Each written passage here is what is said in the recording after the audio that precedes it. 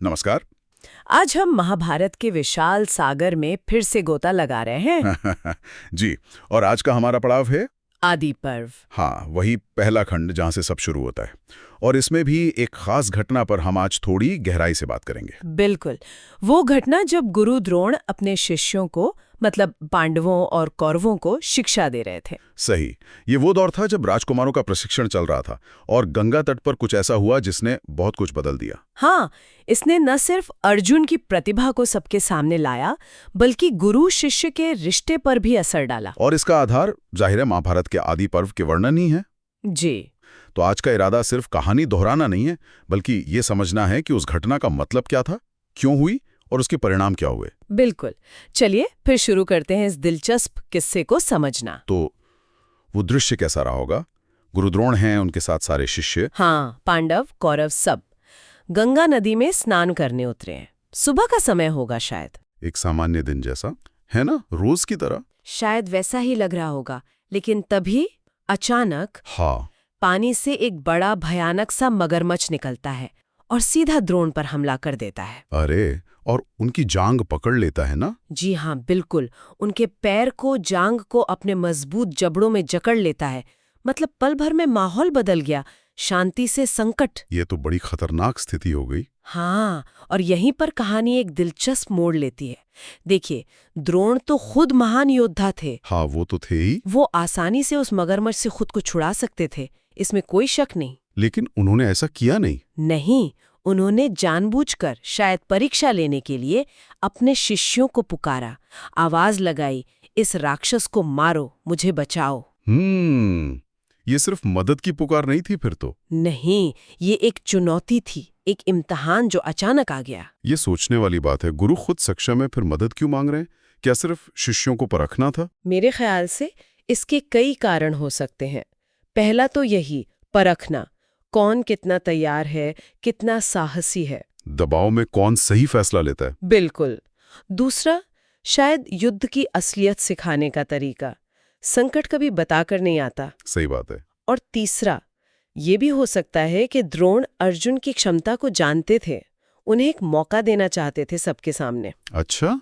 उनकी शिक्षण विधियां कई बार ऐसी अप्रत्याशित रही हैं। जी हाँ, हम और भी किससे जानते हैं। तो जब द्रोण ने पुकारा, बाकी शिष्यों ने क्या किया? गुरु फंसे हुए हैं। यही तो बात साफ होती है। ज्यादातर शिष्य वो तो बस देखते रह गए, हक्के बक्के। मतलब समझ नहीं आया क्या करें। हाँ, शायद डर गए या चौंक गए, या शायद ये सोच रहे थे कि क्या उन्हें गुरु के मामले में पढ़ना चाहिए, वो इतने सक्षम है भी। कई बातें हो सकती हैं। भय, उलझन। जी बिल्कुल। वो हिचकिचा रहे थे, बस खड़े थे। तो एक तरह की निष्क्रियता सी छा गई सब पर। हाँ, बिल्कुल। और इसी निष्क्रियता के बीच एक था जो बिल्कुल अलग था। तुरंत तरकश से बाण निकाले, धनुष पर चढ़ाए। कोई सोच विचार नहीं, कोई हिचकिचाहट नहीं। बिल्कुल नहीं, सिर्फ लक्ष्य पर ध्यान और तुरंत एक्शन। लेकिन ये आसान नहीं रहा होगा, पानी के अंदर निशाना लगाना, वो भी मगरमच्छ हिल रहा होगा, गुरु खुद उसकी पकड़ में है। बहुत मुश्किल, असाधारण कौशल चाहिए इसके लिए, और मन की स्थिरता भी। हाँ, अर्जुन ने पानी के अंदर ही निशाना साधा, 5 पहने तीर, और वो भी अचूक। 5 तीर? जी, सोचिए, पानी का बहाव, मगरमच्छ की हरकत, गुरु की जान का खतरा, इन सब के बावजूद तीर सीधे लगे। ये सिर्फ तीरंदाजी नहीं थी, ये तो मतलब दिमागी संतुलन और तेजी का भी सबूत था। बिल्कुल, जहां बाकी सब सोच ही रहे थे, अर्जुन ने काम कर दिया था। और उन 5 तीरों का असर क्या हुआ? असर तत्काल, मगरमच्छ के टुकड़े टुकड़े हो गए। अर्जुन के बाणों ने उसे छलनी कर दिया। अरे बाप रे! उसने तुरंत द्रोण की जांग छोड़ दी और वहीं मर गया। तो संकट टल गया, द्रोण सुरक्षित। हाँ, द्रोण सुरक्षित थे। वो सारा तनाव, वो डर अर्जुन की वजह से खत्म हो गया। द्रोण ने क्या कहा होगा? मतलब अपने एक शिष्य ने जान बचाई जब बाकी सब खड़े थे। द्रोण वो बहुत प्रसन्न हुए, बहुत ज्यादा। अर्जुन की वो फुर्ती, वो अचूक निशाना और सबसे बढ़कर वो मानसिक तैयारी देखकर उनका मन भर आया होगा। ये उनके लिए एक तरह की पुष्टि भी रही होगी। हाँ, पुष्टि कि अर्जुन ही सर्वश्रेष्ठ है। उनके मन में ये बात पहले से थी शायद, पर अब पक्की हो गई। ये सिर्फ बचाव नहीं था, ये अर्जुन की योग्यता का प्रदर्शन था सबके सामने। बिल्कुल। द्रोण में शायद उसी पल मान लिया कि यही वो शिष्य है जो उनकी विद्या को सबसे आगे ले जाएगा। इस घटना ने फिर तो द्रोण और अर्जुन के रिश्ते को और भी खास बना दिया होगा। हाँ, निश्चित रूप से। अर्जुन द्रोण के सबसे प्रिय शिष्य बन गए। और बाकी शिष्यों पर क्या असर हुआ होगा? कौरवों पर या पांडवों में भी दूसरों पर? देखिए, महाभारत में इसको सीधे तौर पर तो कुछ नहीं कहा गया, लेकिन अंदाजा लगा सकते हैं। उन्होंने अपनी आंखों से अर्जुन की श्रेष्ठता देखी। कुछ के मन में ईर्ष्या बड़ी होगी, जैसे दुर्योधन। कुछ ने शायद इसे स्वीकार कर लिया होगा। लेकिन यह तय है कि इसने पांडवों और कौरवों के बीच की जो प्रतिद्वंदिता थी, हाँ, उसमें घी का काम किया होगा। और द्रोण के मन में अर्जुन के लिए एक खास जगह बन गई, जिसे कुछ लोग पक्षपात भी कह सकते हैं। हाँ, ये पहलू भी है। अच्छा, तो इस प्रसन्नता में द्रोण ने सिर्फ शाबाशी दी या कुछ और भी? सिर्फ शाबाशी नहीं, एक बहुत बड़ा उपहार दिया। क्या? अपनी प्रसन्नता जाहिर करने के लिए और अर्जुन की योग्यता के इनाम में द्रोण में उन्हें एक दिव्य अस्त्र देने का फैसला किया, ब्रह्मास्त्र। ब्रह्मास्त्र? जी, कुछ जगहों पर इसे ब्रह्मशिर अस्त्र भी कहा गया है, शायद ब्रह्मास्त्र का ही एक और शक्तिशाली रूप। ये तो बहुत बड़ी बात थी। ये कोई साधारण हथियार नहीं है। बिल्कुल नहीं, इसे ब्रह्मा की शक्ति से युक्त माना जाता था, महाविनाशक। द्रोण ने सिर्फ अस्त्र नहीं दिया, उसे चलाने और वापस बुलाने की पूरी विधि भी सिखाई। चलाना और वापस बुलाना, ये ज्ञान भी अपने आप में गुप्त होता होगा। बहुत गुप्त और महत्वपूर्ण। लेकिन ब्रह्मास्त्र, इसका नाम तो महाभारत में बार बार आता है। क्या इसे ऐसे ही दे दिया? कोई शर्तें, कोई चेतावनी नहीं दी? बिल्कुल दी। ये कोई खिलौना नहीं था। बहुत बड़ी जिम्मेदारी थी। द्रोण ने अर्जुन को सौंपते समय बहुत साफ और कठोर निर्देश दिए थे। क्या थे वो निर्देश? ये जानना जरूरी है। हाँ, पहली और सबसे जरूरी शर्त, इसे कभी भी किसी मानव शत्रु पर मत चलाना। अच्छा। इंसानों पर वर्जित। जी। दूसरी चेतावनी, अगर इसे किसी कमजोर साधारण शत्रु पर चलाया तो ये पूरे ब्रह्मांड को जला सकता है। बाप रे, इतना अनियंत्रित? हाँ, अगर गलत लक्ष्य पर इस्तेमाल हो। तीसरी बात, तीनों लोकों में इसके बराबर कोई दूसरा अस्त्र नहीं है। अद्वितीय शक्ति। और आखिर में इस्तेमाल की इजाजत सिर्फ खास हालात में थी। अगर कोई अमानवीय शत्रु जैसे राक्षस या कोई और दिव्य प्राणी तुमसे लड़े, तो युद्ध में उसे मारने के लिए इसका इस्तेमाल कर सकते हो। तो ये सिर्फ शक्ति नहीं थी, ये तो नैतिक जिम्मेदारी का पार्ट भी था। बिल्कुल, शक्ति के साथ विवेक और संयम की जिम्मेदारी। ये शर्तें तो बहुत गंभीर हैं।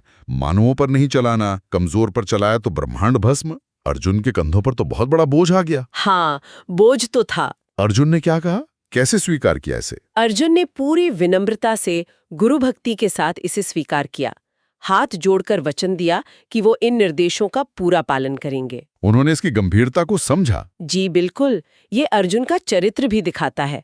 शक्तिशाली होने के साथ साथ आज्ञाकारी और वचन के पक्के। और इसके बाद द्रोण ने अर्जुन के भविष्य के बारे में भी कुछ कहा था ना? हाँ, ब्रह्मास्त्र देने और निर्देश देने के बाद द्रोण ने अर्जुन को देखकर एक भविष्यवाणी की। क्या कहा उन्होंने? उन्होंने कहा, इस दुनिया में तुमसे बढ़कर कोई दूसरा धनुर्धर नहीं होगा। तुम हमेशा अजय रहोगे और तुम्हारी कीर्ति दूर दूर तक फैलेगी।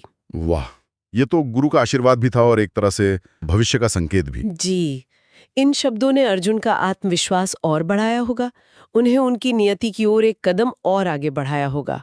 तो अगर हम इस पूरी घटना को देखें, गंगा का वो संकट, अर्जुन की प्रतिक्रिया, ब्रह्मास्त्र का मिलना, द्रोण की भविष्यवाणी, इसका कुल मिलाकर क्या महत्व निकलता है? देखिए, महत्व कई स्तरों पर है। पहला तो अर्जुन की व्यक्तिगत क्षमताएं साबित हो गईं, तीरंदाजी, मानसिक दृढ़ता, तेजी, साहस, सब कुछ। हाँ, वो तो साफ दिखा। दूसरा, द्रोण के मन में अर्जुन की श्रेष्ठता पक्की हो गई और उनके बीच वो खास रिश्ता बना जो पूरी कहानी में दिखता है। सही। तीसरा, ब्रह्मास्त्र अर्जुन को मिलना बहुत महत्वपूर्ण था। ये अस्त्र बाद में कुरुक्षेत्र में काम आया, हालांकि इसके इस्तेमाल पर हमेशा सवाल उठते रहे। हाँ, वो नैतिक दुविधाएं तो थी। चौथा, ये घटना हमें सिखाती है कि असली कौशल सिर्फ तकनीक में नहीं, बल्कि दबाव में शांत रहकर सही समय पर सही काम करने में है। बिल्कुल। पांचवां, ये द्रोण की शिक्षण शैली भी दिखाता है, अचानक परीक्षा लेना, योग्य शिष्य को खास ज्ञान देना, और वो जिम्मेदारी वाला पहलू भी। हाँ। छठा, ये उस भारी जिम्मेदारी की तरफ इशारा करता है जो असाधारण शक्ति के साथ आती है। ब्रह्मास्त्र की शर्तें यही बताती हैं। तो संक्षेप में कहें तो गंगा किनारे की वो सुबह बस एक आम सुबह नहीं थी, वो एक निर्णायक पल था। जी बिल्कुल, जिसने अर्जुन को बाकी राजकुमारों से अलग खड़ा कर दिया, उन्हें एक विनाशकारी अस्त्र का मालिक बनाया और दुनिया के सबसे महान धनुर्धर के तौर पर उनका भविष्य लगभग तय कर दिया। हाँ, हमने देखा कि कैसे एक अचानक आई मुसीबत ने अर्जुन की असाधारण काबिलियत को उजागर किया, उनकी फुर्ती, कौशल, मानसिक स्थिरता। सब कुछ। और कैसे द्रोण ने इसे पहचाना, इनाम दिया, लेकिन साथ में भारी जिम्मेदारियां और सीमाएं भी दी। और फिर वो भविष्यवाणी जिसने जैसे अर्जुन की महानता पर मोहर लगा दी। बिल्कुल। और ये घटना हमें एक गहरे सवाल के साथ भी छोड़ जाती है, क्या? जिस पर सोचा जा सकता है। ब्रह्मास्त्र जैसा महाविनाशक अस्त्र इतनी कम उम्र में एक युवा राजकुमार को सौंप देना, इसके पीछे द्रोण का चाहे जो भी इरादा रहा हो, इसने अर्जुन पर कैसा मनोवैज्ञानिक और नैतिक बोझ डाला होगा। हाँ, ये सोचने वाली बात है। ये सिर्फ शक्ति पाना नहीं था, ये उस शक्ति के भयानक नतीजों के ज्ञान के साथ जीना था। एक ऐसी ताकत जो गलत इस्तेमाल होने पर सब कुछ खत्म कर सकती है। उसे संभालने का दबाव कैसा रहा होगा? क्या वो शक्ति अर्जुन के लिए अच्छी साबित हुई या एक बोझ बनी रही? बिल्कुल। क्या वो उनके चरित्र को बनाने में मददगार हुई या उनके लिए हमेशा एक नैतिक कसौटी बनी रही?